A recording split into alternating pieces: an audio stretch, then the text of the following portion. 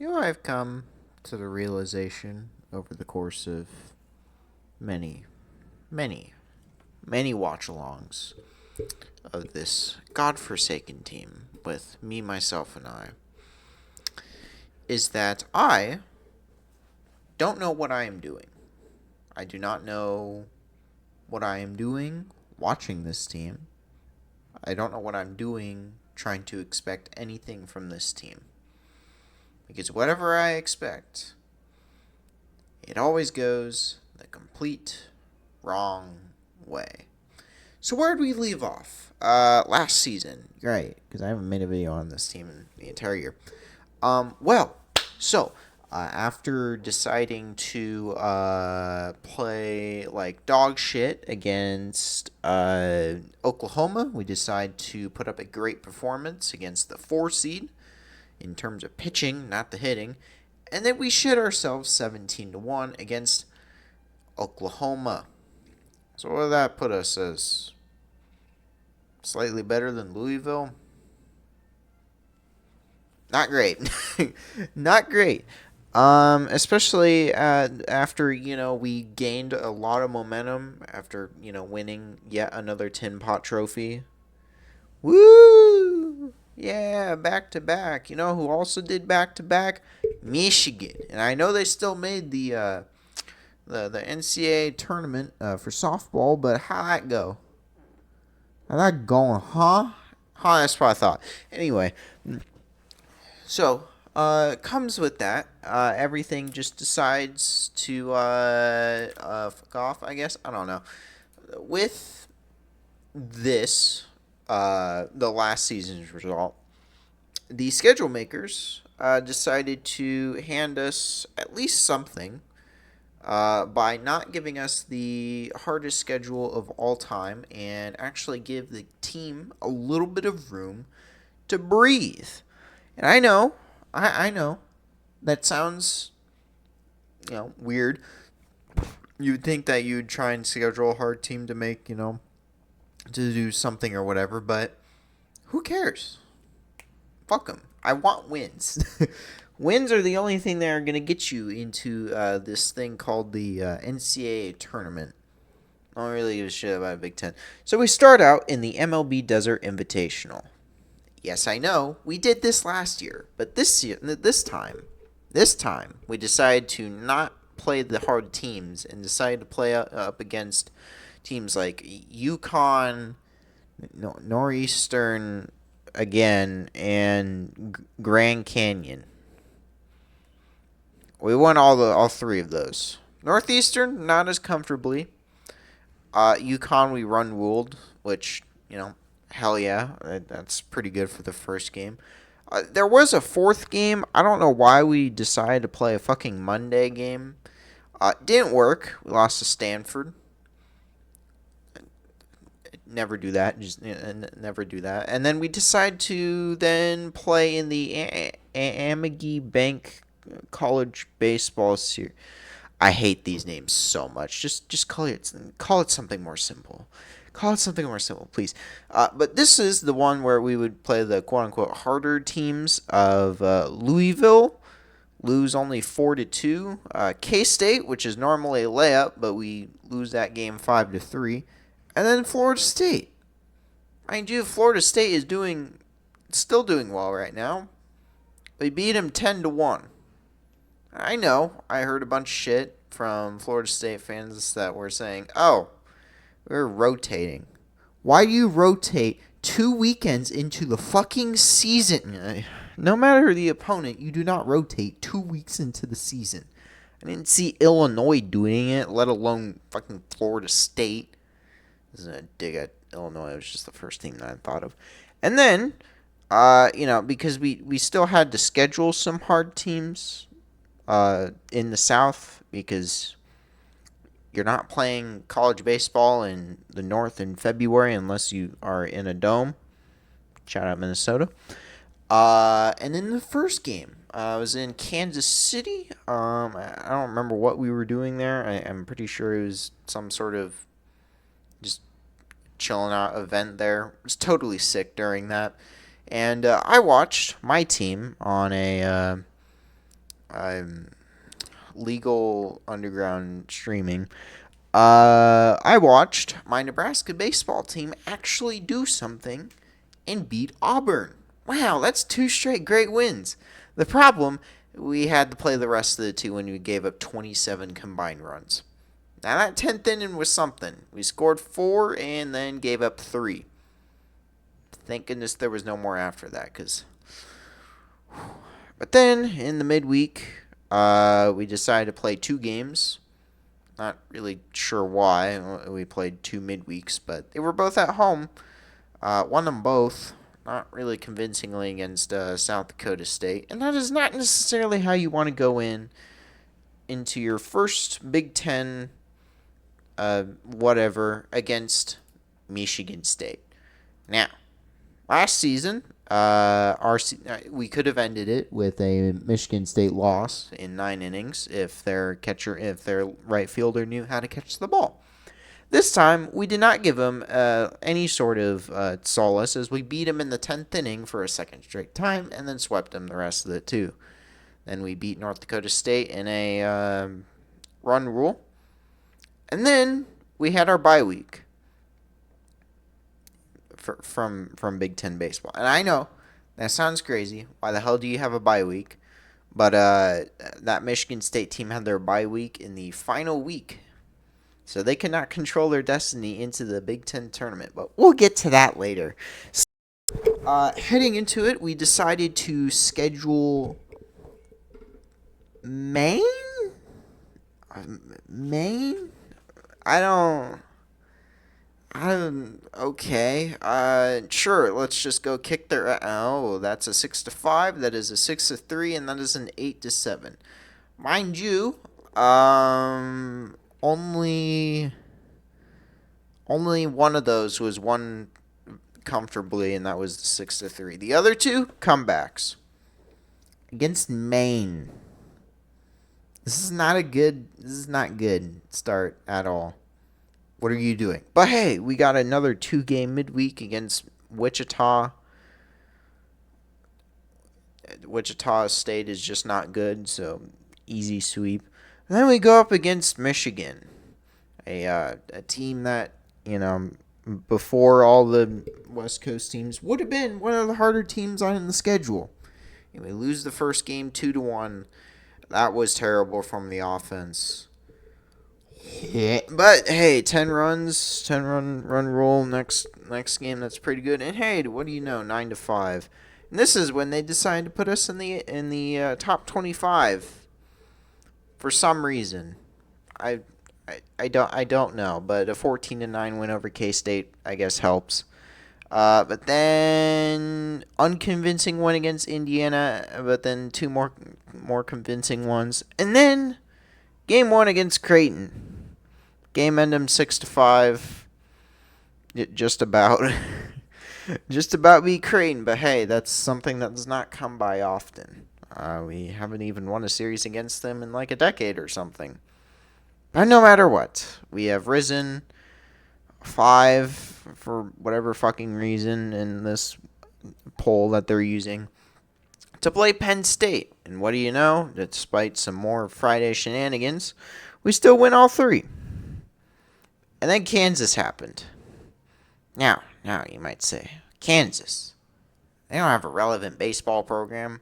Well, this year they decided to be relevant, and they cracked us 5-3 at our own house, while being absolute, to put a British term to it, wankers.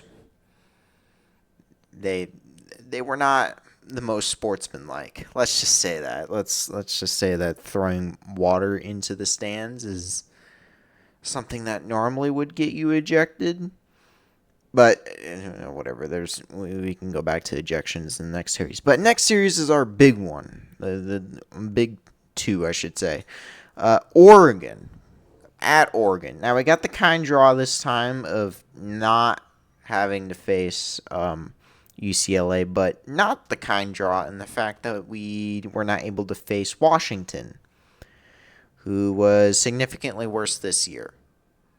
which is saying something because they lost to a Division III and also an NAIA team last season. So I don't know how they got worse from there, but that's what happens when you get the fifth seed in the Big Ten, I guess. We lose the first game by one. Pretty sad. That was our first Big Ten loss since the one loss to Michigan. This is, for actual position in the Big Ten, by the way. But then win the next game, and then lose the next game by one. We tied it on runs, but lost it as a total. Which sucks because that could eventually lead to something of bottling a second place. There was no way we were getting first after losing the first game because UCLA decided to go on a generational run. Oh, good Lord. But hey, you know what? Another one run win over Creighton. We won the series against him. Fuck them. But then, of course, it leads up to yet another big series against a team that's much stronger. Now, they finally kicked us out of the polls. Completely warranted. Fuck that. But we were going into USC with probably the lowest amount of morale that we've had since losing a series to Auburn.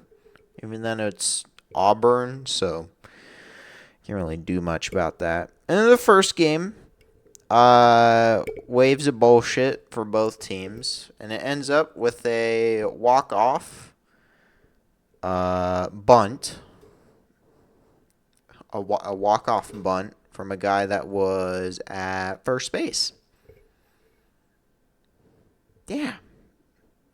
Yeah, okay. We took a game off of them. Let's go. Oh, that's a 10-run rule. Oh, that's another 10-run rule.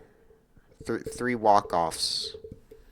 Three. Count them. Three against USC. All in more hilarious ways. I'm pretty sure, if I remember correctly, the Saturday one was a fielding error after a Fikes RBI single. Yeah, around this time, Fikes decided to start hitting the ball. That was a pretty big difference. But then, of course, there's got to be a crash back down to reality. We lose to Kansas. They were higher ranked this time, but we still lost to fucking Kansas. Twats, I may say. And heading into Champaign, Illinois. Another road series, another Friday loss. But hey, you know what? They decided to bounce back with 2 wins, and one of them was a shutout. And can you believe it? That was our second shutout on the season. Second in the Big Ten, too, because that was a 10-0 over Michigan. So, you know what? Hey, maybe the pitching has figured it out something. While they didn't necessarily do that much against K-State, get wrecked, son. They still got the win. You got to get those wins in the midweeks against fucking K-State. But now we head into a series against Ohio State. Now, if you flash back to last season, Ohio State was dead last by a mile. I'm talking 5 total wins. Mind you, Northwestern is currently sitting dead last with 8. But there were 4 teams that finished below the 10 wins. But you get the idea. Okay? We go into that, and we lose the first game 2-1. Which, okay, it's the same thing that we did against Michigan. Whatever. That's what it is. That's another loss. Oh, and that's a massive sweep for Ohio State. Pretty big statement for them after, last season. They are able to get the sweep. That's a disaster. We cannot play on the road. It seems like We have a 15-0 home record at this, like, perfect home record. But our road record is so shit. Like, yeah, not good. And we didn't even have a midweek game. We didn't even have a midweek game to get ourselves right. We have to go up against Iowa. Now Iowa has one of the best offenses in the Big Ten. Yet they were sitting at 500 in the Big Ten because their pitching is something closer to the fucking Hindenburg. But their hitting was shut out in the first game. That's fun. But then in the second game, we gave up 11 runs but scored 15. Woo, yay. We okay, the expectations were pretty low after getting swept by fucking Ohio State, but okay, and then we win the third game. Woohoo! Yay. The polls don't trust us in the slightest, but we got the sweep, and then we swept Creighton. This is the first sweep against Creighton in like a decade plus. Hell yeah. Fuck them. And then we headed into the final series of games. Now, at this point, we were somewhat comfortable at being in second place. Not like, obviously not the most comfortable at second. We still got to win games, but there was another thing on the line for the Minnesota Gophers, and that was Big Ten tournament qualification. All they had to do was win one game against a team that was wallowing at 500, below 500 on the road. At that point, 5-7. And in the first game, they get overpowered. Whatever, that happens. It really does. It sometimes just, it doesn't work.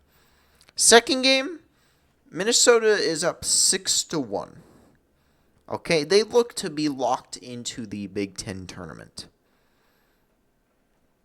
And they blow it. In the 9th inning, with the lead at 2 outs, they blew it. And it clearly showed that they were pretty rattled in the next game when they gave up 14. They had fight, but in the end, Minnesota collapsed. And once again, Michigan State is going to be heading into the Big Ten tournament as the 12th seed. Which, heritage. Absolute heritage. But now we head to the Big Ten tournament. I guess as a final standings, UCLA sits at a ungodly 28-2.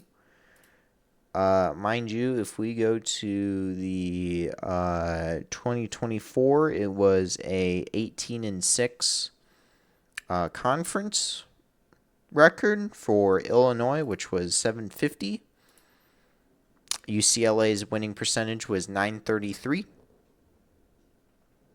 UCLA struggled more with teams from smaller schools in California than they did Big Ten opponents. Yikes. Their only two losses were the last two series where they'd already won the Big Ten. It was bad. It was pretty bad. And second place goes to, Nebraska. Hey, woo, that's, I love this game so much. We got second. We got our most amount of conference wins, albeit mostly because we're playing 30 fucking conference games. Mind you, in 2024, we played 24, and now we play 30.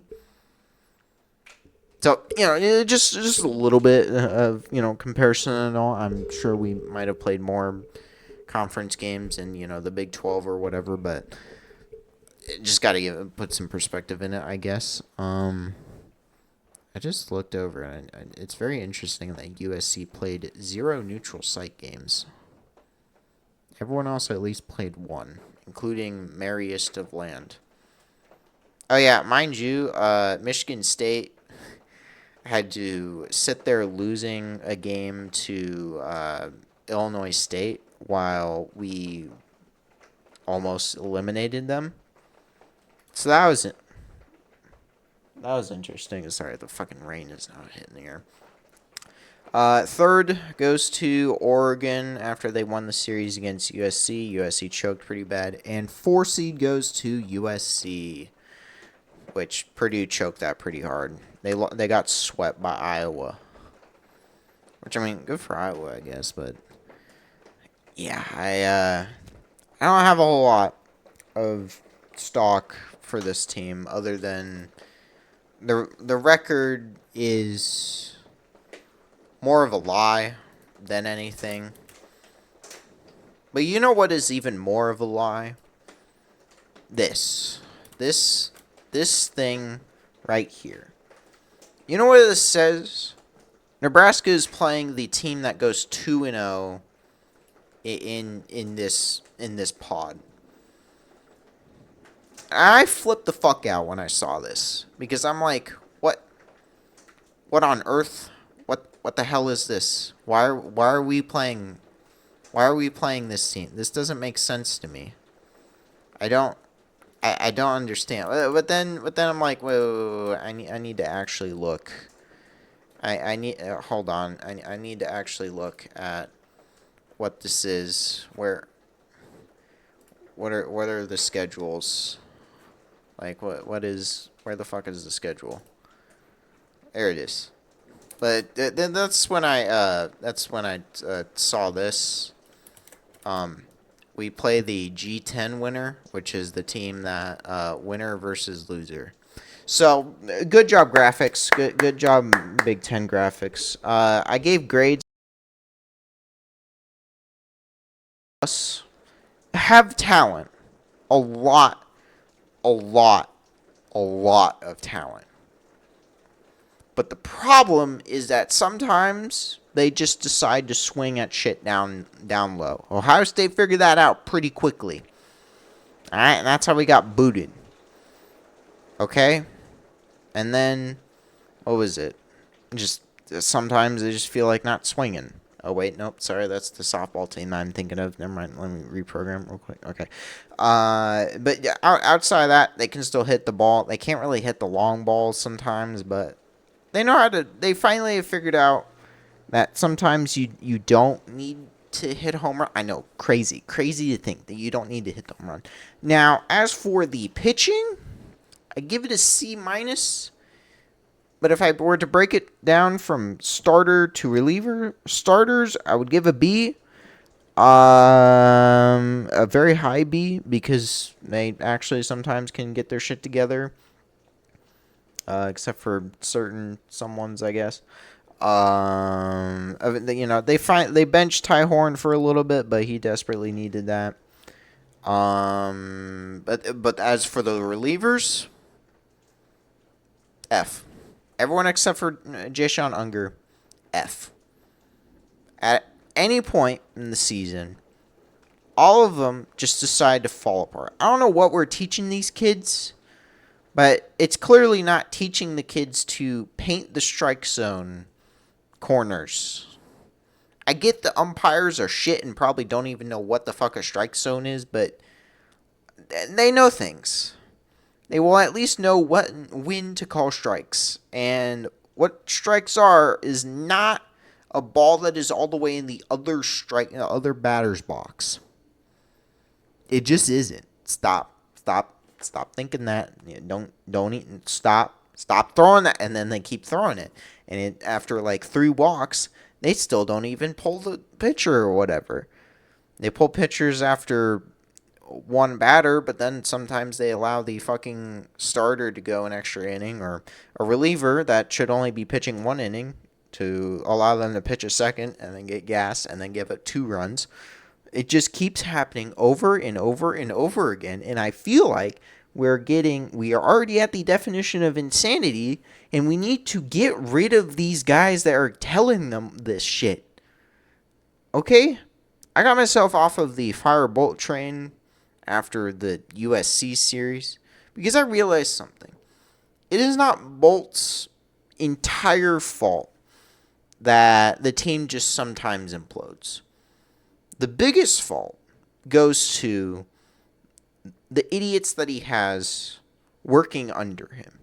Because whatever they are telling these guys, these pitchers especially, during the offseason and during the season, it's not working. The scouting profile just doesn't work. Whatever their scouting is just not it. And that's what's costing us a lot of these games. Is just not knowing what the fuck the opponent is. Or how to stop him. Or how to, hit the ball against him. It's so infuriating to continue to see that. For a program that, should have the money to scout. I mean, we probably spend a good amount of money on those videos that they put up on YouTube that are really high quality. You know what isn't high quality? Scouting out opponents. And I feel like that is going to, again, be the biggest downfall of this team when it comes to the NCAA tournament. Alright? I don't give a shit about what the Big Ten tournament is. Last season, we had to kind of care because that was the only way to make the NCAA tournament. But this year, it only really matters if we win it all for hosting. But to be honest, who cares?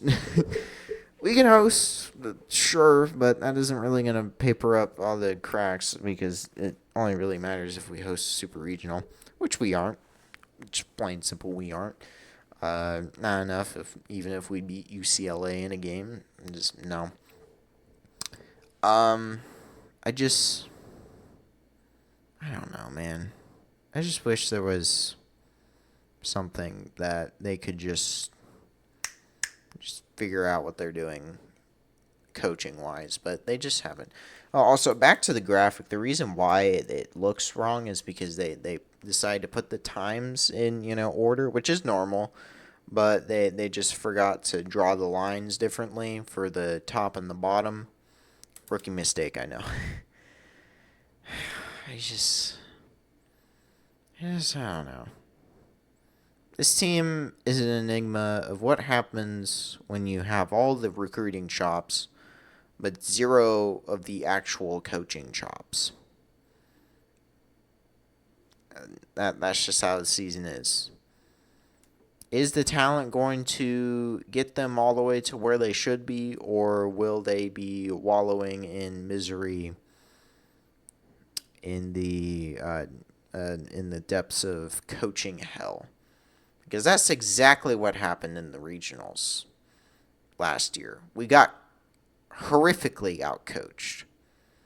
Our coaches outcoached themselves. And nothing was changed. And we are getting basically the exact same coaching results, but the difference is that the talent came to save the day. That's why I said earlier in the video that this team is basically the Steelers of college baseball. Because no matter what, they won't die. But the way that they are winning is not necessarily through what you would rather want, which is, completely overpowering a team, but figuring out bullshit. And that's not going to work all the time. It's exactly what the Steelers keep running into. Their bullshit just doesn't work every time. It will come for Nebraska, but whether it's in the regionals or even maybe a shocking super regional visit, no matter what, it was a great regular season by the statistics numbers. By my own sanity numbers, it was not. It was not a fun season to watch them, show the greatness of whatever this USC series was. But then also 2 weeks later show up to Columbus, Ohio and get whooped like they were fucking Northwestern. All right, it's not. That's just not what you want. It's even. I mean, I guess it's only funny that this record would have won the Big Ten last year, but like, whatever, man. Whatever. That's just how baseball is. But in college baseball, the games matter a lot more than they do in the MLB because there's less of them. I mean, as of now, we've only played 55 games, which is significantly less than 160 plus. So, I don't know. I guess let me know what you guys think. It's definitely long, but hopefully they're able to show something in the NCAA tournament. Because if they aren't, there's going to be something that has to go. And it really just has to be the assistants. That's all I really ask. I don't expect a wholesale coaching change, but I just ask for the assistants to change.